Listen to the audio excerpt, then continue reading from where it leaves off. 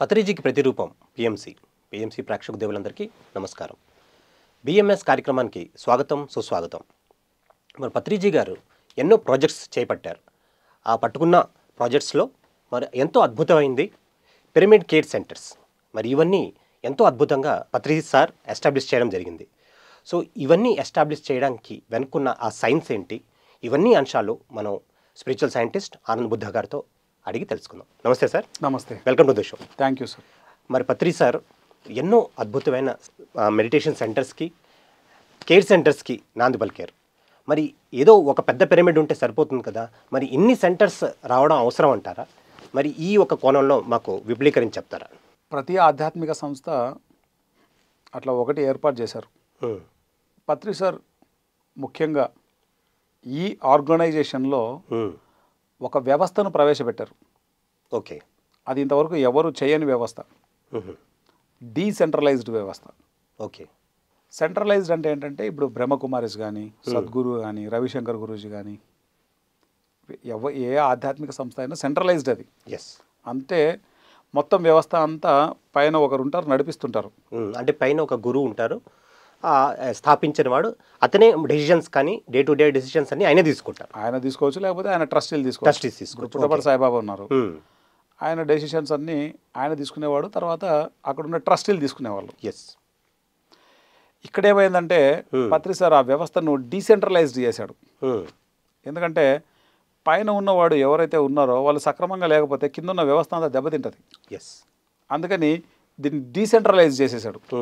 ఇప్పుడు ఒక అనంతపురం ఉందనుకో, అనంతపురంలో ఒక కేంద్రం లేదు, కనీసం ఒక 100 కేంద్రాలు ఉన్నాయి. 100 ఇంకా ఎక్కువే ఉంటాయి.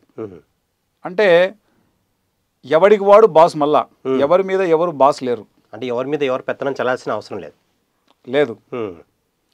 అటువంటి వ్యవస్థను ఒకటి సృష్టించి పిరమిడ్ కేర్ సెంటర్స్, మెడిటేషన్ సెంటర్స్ని ఆయన ఎస్టాబ్లిష్ చేయడం మొదలుపెట్టారు. ఎందుకు pyramid meditation centres, care centres యొక్క ఆవశ్యకత ఏంటి అంటే, మీకు వచ్చిన ఉదాహరణ చెప్తాను. నేను ఉన్నాను, 8th క్లాస్లో మెడిటేషన్ నేర్చుకున్నా. నాకు ధ్యానం చేసుకోవడానికి ఇక్కడ ధ్యాన కేంద్రం ఉందని పత్రి సారు నా పక్కన ఉన్న వాళ్ళని పరిచయం చేశారు నాకు. అక్కడ వాళ్ళు ఏం చెప్పారు, బస్ స్టాండ్కి ఎదురుగా బుద్ధ పిరమిడ్ ధ్యాన కేంద్రం ఉంది, వచ్చి అక్కడ ధ్యానం చేసుకో అని చెప్పారు. నేను అక్కడికి వెళ్ళి ధ్యానం చేసేవాడిని. అంటే మెడిటేషన్ సెంటర్ ఉంది కాబట్టే కదా చేశాను. అవును. ఒకవేళ మెడిటేషన్ సెంటర్ లేకపోయింటే అయ్యేది కాదు, ఆ కంటిన్యూటీ ఉండదు. అవును.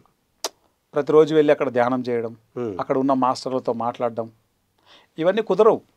ప్లస్ మీ ఊర్లోనే ఉంది కాబట్టి ఆ ధ్యానం కంటిన్యూ చేయగలిగారు. ఎప్పుడో ఎక్కడో 100 కిలోమీటర్లు లేకపోతే 500 కిలోమీటర్ దాటి వెళ్ళాలి అంటే కనుక మీకు యాజ్ ఎ స్టూడెంట్ కింద అయ్యేది కాదు, పాసిబుల్ లేదు. ఎస్. ఎట్లా అవుతుంది, స్టూడెంట్ డబ్బులు ఎక్కడ ఉంటాయి. అవును. ఓకే. అంటే ఎక్కడికక్కడ అవైలబిలిటీ ఉంచాడు సారు. రెండవది, అక్కడ ఎటువంటి క్యాస్ట్ రిలేటెడ్ ఫంక్షన్స్ లేవు, అంటే థింగ్స్ లేవు అసలు. నువ్వు ఈ క్యాస్టు, నేను ఆ క్యాస్టు, ఓకే, ఎక్కువ తక్కువ లేవు, ఆల్ ఆర్ ఈక్వల్, అంతా ఒకటే. అటువంటి ఒక తత్వాన్ని సార్ ఈ భూమి మీద నెలకొల్పడం ఒక బిగ్గెస్ట్ అచీవ్మెంట్ అది. ఇప్పుడు ఫర్ ఎగ్జాంపుల్ హైదరాబాద్ ఉందనుకో, హైదరాబాద్లో కులపిచ్చి ఉండదు, ఎందుకంటే ఇది సిటీ కాబట్టి, మెట్రోపాలిటన్ సిటీ అని చెప్పుకోవచ్చు. మెట్రోపాలిటన్ సిటీ కాబట్టి. అదే నువ్వు తాడిపత్రి లాంటి ప్లేస్కి వచ్చావు అనుకో, మనం ఏంటో అంటారు. అంటే ఏంటో తెలుసా, నీ కులం ఏంటని. ఓకే. కొంతమంది అడుగుతారు, వీళ్ళు మనోళ్ళేనా అని, మన రాజులేనా అండి, ఇట్లా అడుగుతారు. ఓకే. సో సిటీలో లేదు ఆ కల్చరు, కానీ తాడిపత్రిలో ఉంది. కానీ అక్కడ అన్ని క్యాస్ట్ల వాళ్ళు ఒకటే చోట సమానంగా కూర్చునేవాళ్ళు. అది నాకు నచ్చేది. ఎక్సలెంట్. మనిషిలాగా చూసేటువంటి వ్యవస్థ అనేది చాలా ఇంపార్టెంట్. అదర్వైజ్ వాళ్ళ లోపల ఆల్రెడీ వాడి పట్ల వాడికి చాలా తక్కువ ఫీలింగ్ ఉంటుంది. అక్కడ కనుక వాళ్ళని తక్కువ చేస్తే ఇంకా లో ఎనర్జీలోకి వెళ్ళిపోతారు వాళ్ళు. సో ఒక ధ్యాన కేంద్రం అనేది అందరినీ ఈక్వల్గా చూసే ధ్యాన కేంద్రాలు ఆయన ఎస్టాబ్లిష్ చేశారు. తర్వాత అక్కడ ఒక లైబ్రరీ ఉండేది. లైబ్రరీ అనేది మస్ట్. ప్రతి ధ్యాన కేంద్రంలో లైబ్రరీ మస్ట్. ఆ లైబ్రరీ అనేటువంటి వ్యవస్థ అది ఎంత పనిచేసిందంటే, ఉదాహరణగా చెప్తాను. ఇప్పుడు బ్రిటిష్ వాళ్ళ యొక్క ఎడ్యుకేషన్ సిస్టమ్ ప్రజెంట్ మనం ఫాలో అవుతున్నది. ఓకే, మన ఎడ్యుకేషన్ సిస్టమ్ని, మన రియల్ ఎడ్యుకేషన్ సిస్టమ్ని మనం ఫాలో అవ్వట్లా. బ్రిటిష్ వాళ్ళ యొక్క ఎడ్యుకేషన్ సిస్టమ్ని మనం ఫాలో అవుతున్నాం. వాళ్ళు ప్రవేశపెట్టినటువంటి ఈ విద్యా వ్యవస్థ ఎంతసేపు ఎవడో ఆ పరిశ్రమలకి కావాల్సినటువంటి మనుషుల సప్లయర్స్ కింద మారిపోయినారు మనుషులందరూ. ఓకే, ఒకడు పని చేస్తాడు, ఆ ఉద్యోగం చేస్తాడు, ఇంకొకడు ఇక్కడ చదువుకుంటాడు, ఇంకో ఉద్యోగం చేస్తాడు. కానీ అసలు అటువంటి వ్యవస్థల్ని ఏర్పాటు చేసే వాళ్ళ సంఖ్య చాలా తక్కువ. అంటే ఆ వైపుగా ఆలోచించరు కూడా. ఎస్, ఏదో కంపెనీలో ఏదో ఉద్యోగం చేయాలంటాడు కానీ అసలు వీడే కంపెనీ పెట్టాలన్న ఆలోచన రాదు. అసలు మనమే ఎంటర్ప్రైనర్ కింద ఎందుకు అవ్వకూడదు అని చాలా ఆలోచించే వ్యక్తులు చాలా తక్కువ అని చాలా తక్కువ. ఎందుకంటే ఆ విద్యా వ్యవస్థనే అలాంటిది. ఎంతసేపు అదేదో కంప్లీట్గా పొద్దున్న లేస్తే రాత్రి వరకు చదువులు, క్రియేటివిటీ ఉండదు. ఒక ఆట, ఒక పాట, ఓకే, ఒక నృత్యం, ఓకే, ఒక వాటెవర్ ఏదైనా ఒక కొత్తదనం చేసే అంత టైం ఎక్కడది? పొద్దున పోతే రాత్రి వస్తాం, ఓకే, సాయంత్రం అయిపోగానే స్కూల్ అయిపోగానే మళ్ళీ స్టడీ అవర్స్. ఎప్పుడు రాత్రి 9-10 ఏం చేస్తాడు వాడు? ఏమైపోతుంది ఆ బ్రెయిన్? పైగా నీకు మార్కులు తక్కువ వస్తున్నాయి, నీకు ర్యాంకు రావట్లేదు, నీకు అసలు ర్యాంకు తగ్గింది ఏంటి? ఈ టార్చర్ పెద్ద టార్చరు. పోని వాడు అన్ని ర్యాంకులు తెచ్చుకున్న వాడు ఏమైనా చేస్తాడా అంటే కనుక చేసేదే ఉంటుంది. యాడో సడో పోయి జాబ్ చేసుకుంటాడు. అంతే. ఆ జాబ్కి ఇంత నరకం ఎందుకు? అసలు దమ్మిడి చదువు లేనోడు కోట్లు సంపాదిస్తున్నాడు. కరెక్ట్. అది అంత చదువు ఉండి వీడు పడే నరకం వర్ణనాతీతం. నిజం. ఎంతమంది నిరుద్యోగ యువత ఉన్నారో తెలుసా అసలు ఇండియాలో ఎస్పెషల్లీ. దీని అంతటికి కారణం ఏంటంటే అసలు మన ఎడ్యుకేషన్ సిస్టమ్ సరైన ఎడ్యుకేషన్ సిస్టమ్ కాదు. అది నాకు ఎప్పుడు అర్థమైందంటే ఓషో పుస్తకాలు చదివినప్పుడు అర్థమైంది. భగవాన్ రజనీష్ పుస్తకాలు చదివినప్పుడు అర్థమైంది ఈ విద్యా వ్యవస్థ పనికి రాదు మనకు. మన ఏన్షియంట్ మన భారతదేశ విద్యా వ్యవస్థ ఉంది. ప్రకటనలు మీవి, ప్రచారాలు మావి, జీవితంలోని వెలుగులందరివి. పిఎంసి తెలుగు ఛానల్లో మీ యాడ్స్ కోసం సంప్రదించవలసిన ఫోన్ నంబర్స్. అప్పుడు నలంద, తక్షశిల లాంటి అద్భుతమైన ఇన్స్టిట్యూషన్స్ ఉండేవి. అది కరెక్ట్ ఎడ్యుకేషన్ సిస్టమ్. ఇప్పుడున్న సిస్టమ్ అది సిస్టమే కాదు. అది ఎల్కేజీకి 1,00,000, యూకేజీకి 1,00,000. ఏంటివి ఎక్కడికి వెళ్ళి వస్తాయి లక్షలు? తర్వాత ఆ స్కూళ్ళలో చదవకపోతేనేమో ఇన్ఫీరియారిటీ. ఓకే, ఎన్ని ప్రాబ్లమ్సో చెప్పనలేవి కాదు. అసలు ఇప్పుడు ఉన్నటువంటి విద్యా వ్యవస్థ అన్నది మనిషిని చాలా పతనానికి గురి చేసింది. అది చాలా బేసిక్ పాయింట్. అది పత్రి సార్ నెలకొల్పినటువంటి ధ్యాన కేంద్రాలన్నీ అంటే ఒక మూసలో మనం చదివిన చదువులు మనల్ని ఒక మూసలో ఉంచాయి. ఈ ధ్యాన కేంద్రం నన్ను ఏం చేసిందంటే అసలు నేను ఎక్కడ పప్పులో కాలేసినా నాకు అర్థమయ్యేటట్లు చేసింది. ఓకే, నేను చదివిన చదువు ఒక పప్పులో కాలేయడం, నేను పాటించే నియమాలు ఒక పప్పులో కాలేయడం, నాకు నేర్పినటువంటి విధానాలన్నీ ఒక పప్పులో కాలేయడం. ఇవన్నింటిని వెనక్కి తిరిగి చూస్తే ఓయమ్మ ఇన్నింటిలో తెలియకుండానే నేను బానిసని అయిపోయి బతుకుతున్నాను. తెలియకుండానే. స్పిరిచువాలిటీ అన్నది ఏం చేస్తుందంటే మనల్ని అన్నింటిలో నుంచి బయటకు తీసుకొచ్చేస్తుంది. భగవాన్ రజనీష్ గారి యొక్క విజ్డమ్, జిడ్డు కృష్ణమూర్తి గారి విజ్డమ్, బ్లవట్స్కీ విజ్డమ్, లోప్సంగ్ రాంప గారి విజ్డమ్, దీపక్ చోప్రా గారి విజ్డమ్, ఎక్హార్ట్ టోలే గారి విజ్డమ్, ఇవన్నీ నా లోపల ఒక మాస్టర్ని తీసుకొచ్చేసాయి. No no no no no no మనం ఇంత డ్యామేజ్ అయిపోయి ఉన్నాం ఆల్రెడీ. అంటే మన సాఫ్ట్వేర్ ఒక డ్యామేజ్డ్ సాఫ్ట్వేర్ ఇది. ఓకే, అంటే మనం ఆల్వేస్ ఎంతసేపు నేను ఒక మనిషిని, ఓకే, ఏదో ఈ టెంపరీగా ఈ శరీరాన్ని బతికించుకోవడానికి ఏదో చెయ్యాలి, ఇంత సంపాదించాలి, ఒక కారు సత్య లోపల ఏదో చెయ్యాలి. ఓకే, ఈ టెంపరీ లిమిటెడ్ థింకింగ్లో నుంచి అన్లిమిటెడ్ థింకింగ్ అయిపోయింది నాకు ఈ పుస్తకాలు చదవడం వల్ల. అదర్వైజ్ నేను కూడా అందరిలాగే ఆలోచించేవాడిని. ఏదో ఒక ఇల్లు, ఒక కారు, భార్య, పిల్లలు, ఏదో ఇంత 4 రూపాయలు వెనకేసుకోవాలి, ముసలి వయసులో కష్టపడకుండా కొంచెం డబ్బులు సేవింగ్ చేసుకోవాలి, ఇట్లాంటి థాట్సే ఉండేవి నాలో కూడా. ఈ ధ్యాన కేంద్రం వల్ల ఏమైంది, అక్కడ ఉన్న బుక్స్ చదవడం వల్ల నా లోపల తుప్పు పట్టిన మైండ్ అంతా పోయింది. అక్కడ నేను 40 రోజులు ఏకదాటిగా ధ్యానం చేశాను ధ్యాన కేంద్రంలో. ఆ ధ్యానంలో నన్ను నేను తెలుసుకున్నా, నా పర్పస్ ఆఫ్ లైఫ్ని తెలుసుకున్నా. ఈ జన్మలో నేను వచ్చింది విద్యార్థులకు ధ్యానం చెప్పాలి, ప్రపంచం అంతా తిరిగి ధ్యానం చెప్పాలని వచ్చింది. ఎప్పుడు ఇది నాకు వచ్చిన అనుభవం 15 ఏళ్ళ వయసులో, అంటే దాదాపు 17-18 సంవత్సరాల క్రితం ఇది. సో ఇప్పుడు ఆ వర్క్ నడుస్తుంది. ఇప్పుడు ఆ వర్క్ చేస్తున్నా నేను. అప్పుడు పొందినటువంటి ఆ యొక్క అనుభవం అంటే ధ్యాన కేంద్రం అనేది ఇప్పటికీ ఉంది అక్కడ తాడిపత్రిలో. దానివల్లే ఒక కన్సిస్టెన్సీ అనేది ఉంటుంది. అంటే ప్రతి ఒక్కళ్ళు ప్రతిరోజు రావడం, అక్కడ ధ్యానం చేసుకోవడం, ఇదంతా కూడా అక్కడ ఉంది కాబట్టి చేయగలుగుతున్నాం. లేకపోతే ఈ జ్ఞానం కష్టం కదా. సో అక్కడ ఉన్నటువంటి ధ్యాన కేంద్రం ధ్యానం చేసుకోవడానికి ఉపయోగపడితే అక్కడ ఉన్నటువంటి స్పిరిచువల్ లైబ్రరీ నా లోపల తుప్పంతా వదిలిపెట్టడానికి ఉపయోగపడింది. అక్కడ ఉన్న బుక్స్ అని చదివేసాను, ఏ బుక్ వదలలేదు. చదివితే మొత్తం నా డోర్లన్నీ ఓపెన్ అయిపోయినాయి. నేను అందుకే ఆ రోజే డిసైడ్ చేసుకున్నా, ఈ భూమి మీద నేను ప్రాపంచికమైనటువంటి విషయాలలో జాబ్ చేయకూడదు అని ఆ రోజే డిసైడ్ చేసుకున్నా. జాబ్ చేయడం అనేది అసలు అది ఎంత మనల్ని మనం కోల్పోవడం నాకు అర్థమైంది.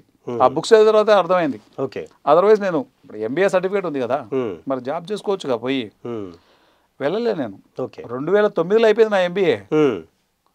2009 నేను పిఎంసీలోకి వచ్చింది ఎప్పుడు 2018. 10 ఏళ్ళు ఉంది మధ్యలో గ్యాప్. మరి 9-10 ఏళ్ళు ఉంది, ఆల్మోస్ట్ ఒక డికేడ్. చేయలే, అసలు జాబ్ చేయలే నేను. జాబ్ చేయకోకుండా ఈ విజ్డమ్ని స్ప్రెడ్ చేయడం మీదనే దృష్టి పెట్టాను నేను. ఎన్ని ప్రాజెక్ట్స్ చేశామో లెక్కలేదు. పిరమిడ్ పార్టీ ఏమి ధ్యాన సెక్రటేరియట్ ఏమి, ధ్యాన సచివాలయం ఏమి, తర్వాత ధ్యాన విద్యార్థి ఏమి, మధ్యలో ఎన్ని బుక్స్ తయారు చేశామో, ఎంత వర్క్, అద్భుతంగా చేసాం వర్క్.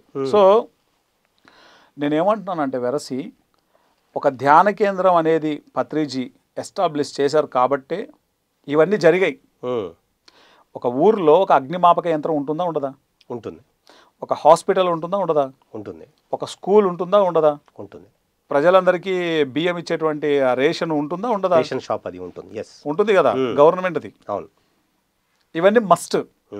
మిగతావి ఉన్నా ఉండకపోయినా వచ్చే నష్టం లేదు. ఇవన్నీ ఎమర్జెన్సీ. ఇదే ఎమర్జెన్సీ కోటాలో ఇంకోటి వస్తుంది, అదే మెడిటేషన్ సెంటర్. అసలు మెడిటేషన్ సెంటరే ఉంటే ఆ హాస్పిటల్తో పని లేదు ఫస్ట్. అంటే ఈ సెంటర్ ఉంటే మిగతా సెంటర్లన్నీ మూత మూసేసేయచ్చు అనమాట. అంతే కదా. పోలీస్ స్టేషన్ అవసరం లేదు, పోలీస్ స్టేషన్, బ్యూటీ సెంటర్ అవసరం లేదు. సో పత్రి సార్ అట్లా ఒక మెడిటేషన్ సెంటర్ని పెట్టి ప్రతి మెడిటేటర్కి ఒక గొప్ప ఆపర్చునిటీ కలిగించారు ఆయన. ఎంత కరుణ ఉండాలి పత్రి సార్కి. ఇప్పుడు తాడిపత్రిలో ఒక ధ్యాన కేంద్రాన్ని మెయింటైన్ చేయాలంటే నెలకు వచ్చేసి మినిమం 30-40 వేలు అవుతుంది. అది ఎవరో ఒకరు పెట్టుకోవాలిగా, అవునా కదా? అవును, కరెక్ట్. అట్లాంటి ధ్యాన కేంద్రాలు కొన్ని వందల ధ్యాన కేంద్రాలు ఉన్నాయి Telangana, Andhra, north India, south India, ప్రపంచవ్యాప్తంగా కొన్ని వందలు కాదు వేల ధ్యాన కేంద్రాలు ఉన్నాయి. ఎంత ఖర్చు అవుతుంటుంది, ఎవరు పెట్టుకుంటారు అదంతా? ఎంత పెద్ద వ్యవస్థ ఇది. అసలు ఈ వ్యవస్థతో పోలిస్తే ఏ వ్యవస్థలోనే ఉండదు అది. అంత పెద్ద వ్యవస్థను సృష్టించారు ఆయన. నేను ఒక్క ఎగ్జాంపుల్, నా ఎగ్జాంపుల్ చెప్తున్నా. బుద్ధా పిరమిడ్ ధ్యాన కేంద్రం తాడిపత్రిలో ఉండడం వల్ల నా సాఫ్ట్వేర్ మారింది. నేను ధ్యానం చేసుకుంటూ నేను అన్నిట్లో నుంచి ఆ లిమిటెడ్ నుంచి అన్లిమిటెడ్గా తయారైపోయానని నేను చెప్తున్నా. నా అనుభవం చెప్తున్నా. నా లాంటి వాళ్ళు కొన్ని కోట్ల మంది ఉన్నారు. వాళ్ళందరిది అనుభవాలు తీసుకుంటే కనుక మనకి సరిపోదు. మన దగ్గర ఉన్న డేటా స్టోరేజ్ సరిపోదు. అంటే అంతవరకు పత్రి సార్ చేశారు. That is the power of ధ్యాన కేంద్రాలు, మెడిటేషన్ సెంటర్స్ యొక్క పవర్ అది. అందుకే దాన్ని ఒక ప్రాజెక్ట్గా తీసుకున్నారు ఆయన. ఓకే. అందుకే ఆయన ఎక్కడ ధ్యాన కేంద్రం ఓపెన్ చేస్తామన్నా ఎంత కష్టంలో ఉన్నా వచ్చేవాడు ఆయన. ఆయన హెల్త్ ఒక్కొక్కసారి సహకరించవచ్చు, సహకరించకపోవచ్చు. ఆయన షెడ్యూల్ ఒక్కొక్కసారి చాలా టైట్ ఉంటుంది. ఎంత టైట్ షెడ్యూల్లో ఉన్న ధ్యాన కేంద్రం ఓపెన్ అంటే వస్తాడు ఆయన. ఎందుకంటే దాని ద్వారా ఏం జరుగుతుందో ఆయనకు తెలుసు కాబట్టి. ఓకే. సో ఇక్కడ నేను అల్టిమేట్గా చెప్పే పాయింట్ ఏంటంటే ఒక సాధకుడికి కన్సిస్టెన్సీ అనేది ఉండాలి. ఆ కన్సిస్టెన్సీ అనేది ఉండాలి సాధన పట్ల. అంటే ఒక ధ్యాన కేంద్రం ఉండాలి. ఇంట్లో అది చేసుకోలేడు తను. ఇంట్లో ఉండేటువంటి వాతావరణం సహకరించదు దానికి. ధ్యాన కేంద్రం అనేది ధ్యాన కేంద్రంలో ఉండాలి. సో కాబట్టి ప్రతి ఊర్లో ధ్యాన కేంద్రాలు ఉన్నాయి మనకు. ప్రతి పల్లెటూరులో, మండలంలో, జిల్లాలో, ఓకే, తెలుగు రాష్ట్రాలలో కొన్ని వందల ధ్యాన కేంద్రాలు ఉన్నాయి. వందల ధ్యాన కేంద్రాలు. ఆల్ ఓవర్ ద వరల్డ్ కొన్ని వేల ధ్యాన కేంద్రాలు ఉన్నాయి. ఓకే. ఈరోజు మనకు మన తెలుగు రాష్ట్రాలు ఎలా ఉన్నాయి, అమెరికాలో అట్లా ఉన్నాయి ఇప్పుడు మన ధ్యాన కేంద్రాలు. వావ్. సో మరి ఎంత వర్క్ జరుగుతుంది ఏం కదా. అంటే దీన్ని అట్లా ఉద్యమంలాగా తీసుకొచ్చాడు సార్. ధ్యాన అంటే మెడిటేషన్ సెంటర్స్ని ఒక ఉద్యమంలాగా తీసుకొచ్చారు. వై? బికాస్ దీనివల్ల ఏం జరుగుతుందనేది ఆయనకు తెలుసు కాబట్టి. ప్రకటనలు మీవి, ప్రచారాలు మావి. జీవితంలోని వెలుగులందరివి. పిఎంసి తెలుగు ఛానల్లో మీ యాడ్స్ కోసం సంప్రదించవలసిన ఫోన్ నంబర్స్. మరి ఇంత వర్క్ జరుగుతోంది, ఇన్ని పిరమిడ్ సెంటర్స్ ఎస్టాబ్లిష్ చేశారు, కానీ మామూలు జనరల్ మీడియాలో ఎప్పుడు దీని గురించి ఒక చర్చ కానీ దీని గురించి చెప్పడం కానీ అసలు జరగలేదు. అసలు ఇలా ఇంత జరుగుతుంటే మరి మీడియా వాళ్ళు ఎందుకు కవర్ చేయలేదని నాకు ఇప్పటికీ ఆశ్చర్యం అనిపిస్తుంది. మీడియా వాళ్ళు ఎందుకు కవర్ చేయలేదు అంటే కనుక వాళ్ళ బాధలు వాళ్ళవి. ఓకే, ఇప్పుడు ఏం కవర్ చేస్తే టీఆర్పీ రేట్ వస్తుందో అవి కవర్ చేస్తారు. ఓకే, చాలా వరకు పేపర్లలో కవర్ చేసేవాళ్ళు, పేపర్స్ కవర్ చేసేవి. ఓకే, ఎక్కడెక్కడ ఏ ప్రోగ్రామ్స్ జరిగినా పేపర్లలో వచ్చేవి. Eenadu, Sakshi, Andhrajyothy, okay, times of India, ఎన్నో పత్రికలలో వచ్చేవి, హిందూ అన్నిట్లో వచ్చేది. ఓకే, మేజర్గా ఏంటంటే ఇప్పుడిప్పుడు బాగా కవర్ చేస్తున్నారు మీడియా, మన టీవీ ఛానల్స్ కూడా ఇప్పుడిప్పుడు బాగా కవర్ చేస్తున్నారు. ఇప్పుడు లాస్ట్ టైం TV9 వాళ్ళు ఎంతో అద్భుతంగా ఇచ్చారు, మన ధ్యానమా చక్రాన్ని చూపించారు కదా సార్. ఈనాడు వాళ్ళు చూపించారు, చాలా బాగా చూపించారు. ఈ మధ్యకాలంలో మారిపోయింది, ఎందుకంటే మెడిటేషన్ అనేది అందరికీ దాని ఇంపార్టెన్స్ తెలిసి వచ్చింది. పత్రి సారు ఒక 40 సంవత్సరాల క్రితం, 30 సంవత్సరాల క్రితం ఆయన ఈ వర్క్ చేసేటప్పుడు ఆయన చెప్పేది ఎవరికి అర్థం కాలా. అంటే అప్పుడు ధ్యానం చేయాల్సిన అవసరం కూడా లేదు, అందరూ ఆరోగ్యంగా ఉండేవాళ్ళు, తర్వాత ఇన్ని సమస్యలు కూడా ఉండేవి కదా 40 సంవత్సరాల క్రితం అని నాకు అనిపిస్తుంది. అప్పుడు సమస్యలు అప్పుడు ఉన్నాయి, కానీ ధ్యానం పట్ల అంత ఎరుకలేదు, శాకాహారం పట్ల అంత ఎరుకలేదు. కానీ భవిష్యత్తును దృష్టిలో పెట్టుకొని ఆయన అన్నీ చేసుకుంటూ వచ్చాడు ఆయన. సో అప్పుడు ఆ విధంగా చేశాడు కాబట్టి ఇప్పుడు ఈ విధంగా ఇంత అభివృద్ధి జరుగుతుంది. సో ఇప్పుడు బాగా కవర్ చేస్తున్నారు. ఒక మెడిటేషన్ సెంటర్ వల్ల 1, 2 కాదు ఉపయోగాలు. ఒకటి కన్సిస్టెన్సీ, ఒక సాధకుడికి కంటిన్యూస్గా సాధన చేసుకోవడానికి ఉపయోగపడుతుంది. 2 అక్కడ ఉన్నటువంటి లైబ్రరీ ఆ మనిషి సాఫ్ట్వేర్ను మార్చేస్తుంది శాంతం. 3 విశేషమైన సామూహిక ధ్యానం జరుగుతుంది అక్కడ. ఆ సామూహిక ధ్యానం వల్ల గ్రోత్ చాలా ఫాస్ట్గా ఉంటుంది. 4th సజ్జన సాంగత్యం. ఇప్పుడు సజ్జన సాంగత్యం అనేది సజ్జనులు అన్నారు అందుకే. ఓకే, ఈ సజ్జనులు దొరకడం చాలా కష్టం. ఎక్కడ దొరుకుతాయంటే పలానా ప్లేస్లో దొరుకుతారయ్యా అనేది మనకు ఈజీగా ఐడెంటిఫై అది ధ్యాన కేంద్రం అనేది. 5 ఒక గ్రూప్ వర్క్.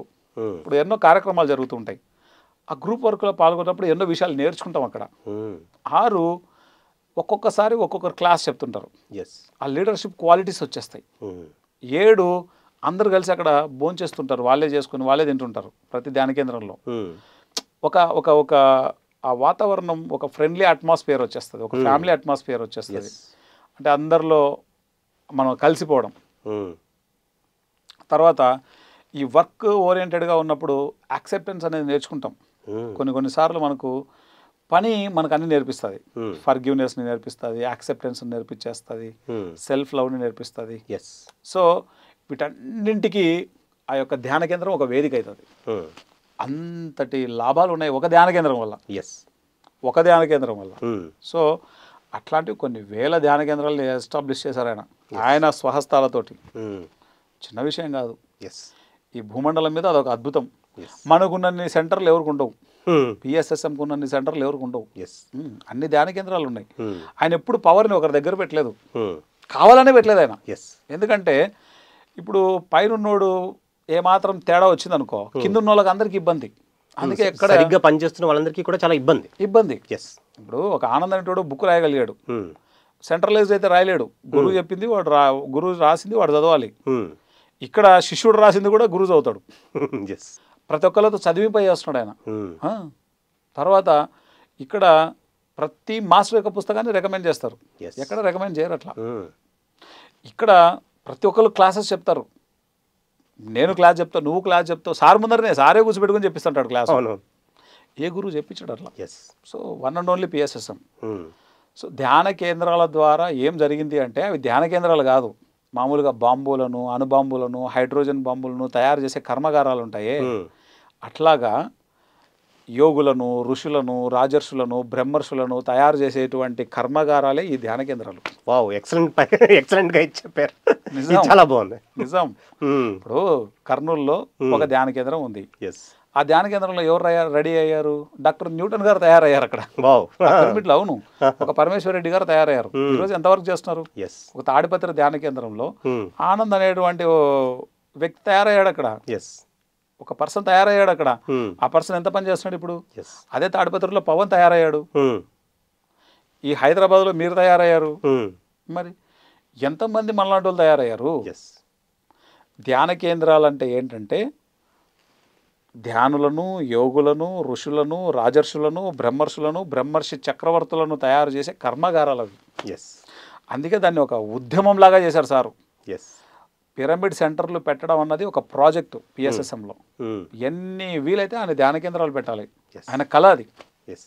ఒక 1000 మందికి, పల్లెటూర్లలో ఒక 1000 మంది ఉంటారు కదా, లేదా ఒక 5000 మంది వేసుకో. ఎస్.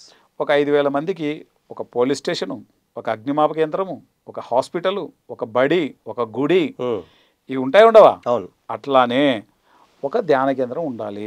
ఎస్. అది ఆ ప్రాజెక్ట్ యొక్క లక్ష్యం. ఎస్. ఆ విధంగా ఆయన చేశాడు కాబట్టి 40 సంవత్సరాలు మనందరం ఇట్లా బయటకు వచ్చినాం. ఎస్. అదర్వైజ్ లేకపోతే మీరు లేరు, నేను లేను, ఎస్.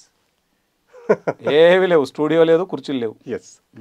ఇప్పుడు సపోజ్ ఒక వ్యక్తి వాళ్ళ దగ్గర ఉన్న ఏరియాలో అనుకున్న లిమిటెడ్ రిసోర్సెస్ నుంచి ఒక ధ్యాన కేంద్రం తయారు చేసుకోవాలి, లేకపోతే ధ్యాన కేంద్రం పెట్టాలి అనుకుంటే మరి మీరు ఇచ్చే సూచనలు ఏంటి? ఏముంటుంది సార్, 4 ఒక చిన్న ప్లేసు, ఆ చిన్న ప్లేస్లో ధ్యానం చేసే పద్ధతి ఏంటి, ధ్యానం వల్ల లాభాలు, ఓ పోస్టర్ పెట్టేసి కూర్చోబెట్టడం, అదే ధ్యాన కేంద్రం అయిపోతుంది. ఎస్. పెద్ద పెద్ద ధ్యాన కేంద్రాలు ఉన్నాయి, చిన్న చిన్న ధ్యాన కేంద్రాలు కూడా ఉన్నాయి. చిన్నదే పెద్దదే తేడా లేదు. ఎస్.